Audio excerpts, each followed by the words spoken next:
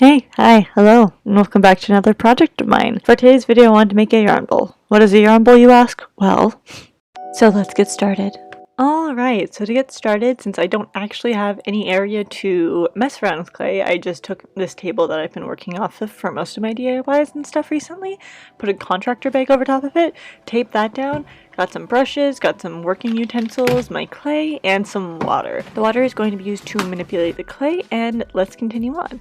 So I got my little ghosty friend right here, and starting off, honestly, if you're an angsty little teen or you got some anger issues, this can definitely help out with that. I'm going to be warming up my clay with my hands and then starting to roll it out into the general shapes that I want it to be. The first one is kind of just a very organic shape.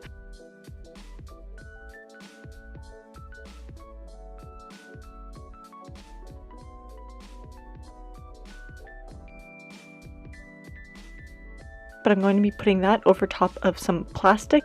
This plastic is a reused bag I have from one of my wigs, so I thought why not repurpose it, and I put that over a Dasani water bottle. Again, repurposing. I'm going to be cutting out 2 eye holes. Now these eye holes are going to end up being what the string comes out of, so I want them to be as smooth as possible, therefore I'm coming in with water and just smoothing this out. Going to come in with a couple different tools. I don't have any actual full-on clay tools, which are going to be something you can get off Amazon or from any craft store, so I'm just using what I got, and then going around the edges over each of these, putting some water on that to smooth them out. Then leaving them overnight to dry. And for the first one, it's super simple because all I'm going to be doing is painting it with white acrylic paint. I put 2 or 3 layers of white acrylic paint, I believe, and then once again leaving that to dry. You can definitely spray a clear coat or put kind of like Mod Podge or something onto this if you do want to have it a little bit more resistant to wear and tear. I didn't, but I probably will eventually.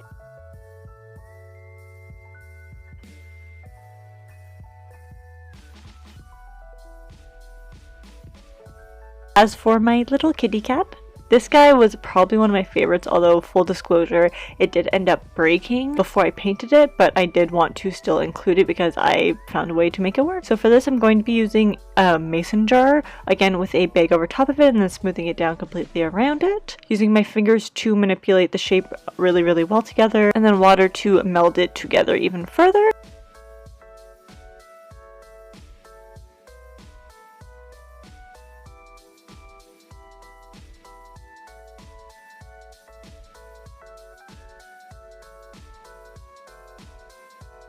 Using the knife once again to cut these soon-to-be edges and make them as flush as possible.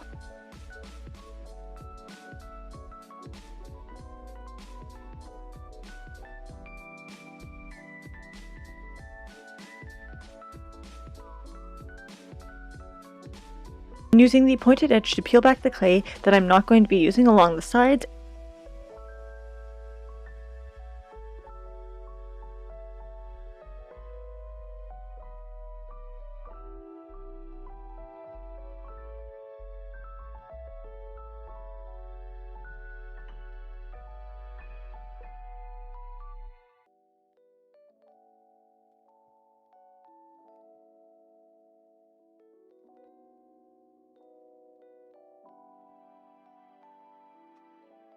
And with this clay that isn't really going to be used for the base, I'm cutting 2 ears out, and within those 2 ears I'm cutting 2 layers. This is going to make it so it adheres better and so it actually has more support. To do this, I'm going to be scoring both the edge of the ear and where I'm going to be putting 2, placing the ear on top, and then using water to smooth down the edges once again. Once I've got both of those on, I'm going to be cutting out the mouth.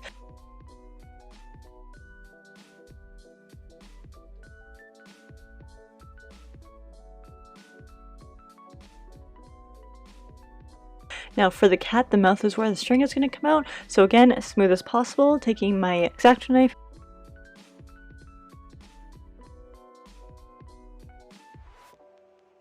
and then picking it out with my nail art tool.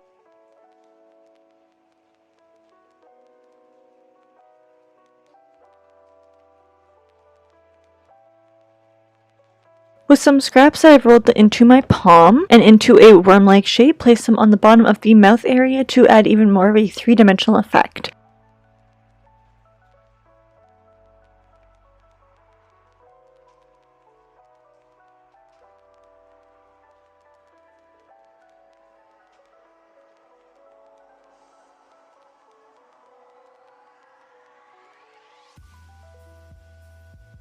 as well as adding a little dotted nose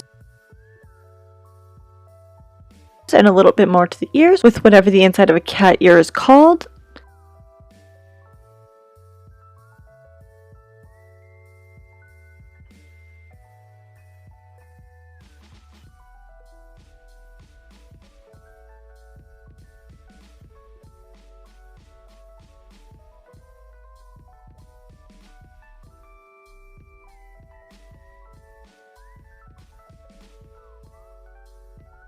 And then I left that to dry overnight.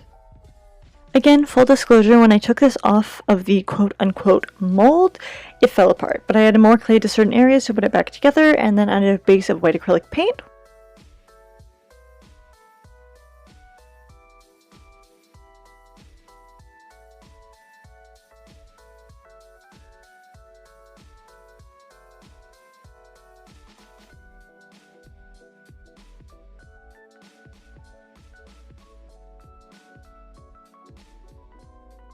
Once dry, I came in with a dotting tool, added a little black to the nose,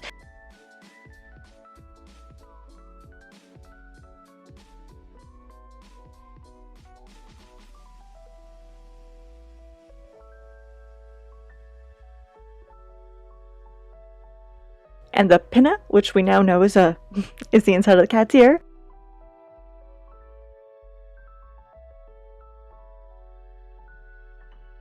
As well as blending it down, eyes and whiskers.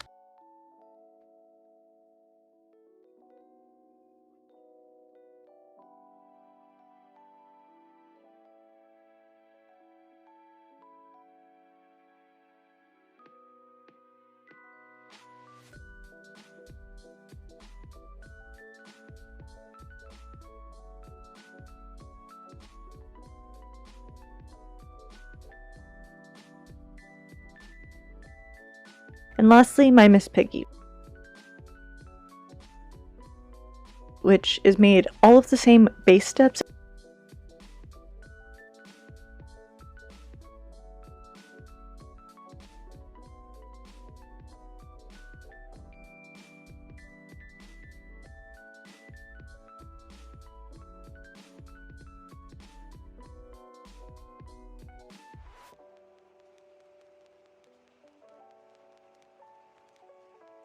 except with the ears, I manipulated them a little bit to give them the appearance of movement.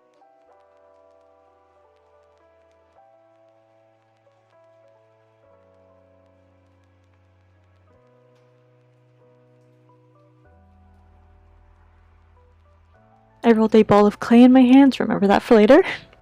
I had a texture with another dotting tool by scraping them, which sounds honestly just terrible.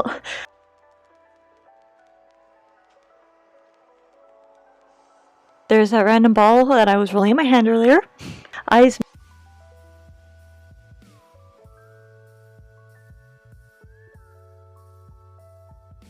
mouth, and nose. To add features to the face, I dotted in some eyes, which almost sounds punny. Made the hole for the mouth all the way through.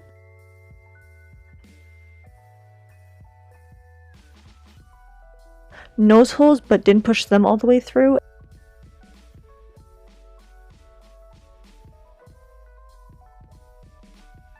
And then finally the tail, which I thought was the cutest idea but may not pan out as there is a decent amount of weight on it and not a lot of structure or support.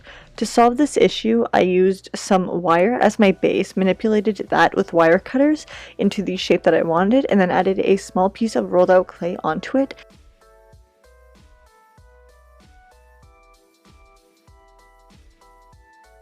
Smooth that out with water. Whew, a lot of steps.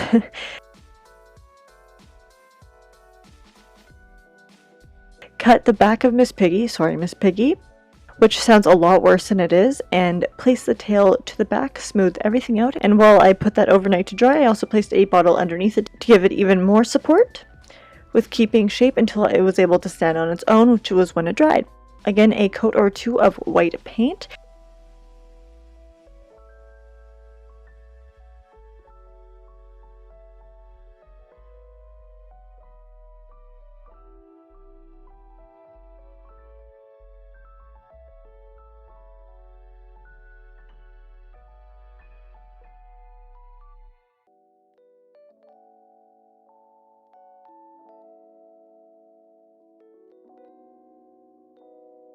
then a custom mixture of pink and white, and a little bit of water to, of course, water it down. You may see to my left that a bit of the paint doesn't look mixed properly, and that is because I didn't want it to look too done.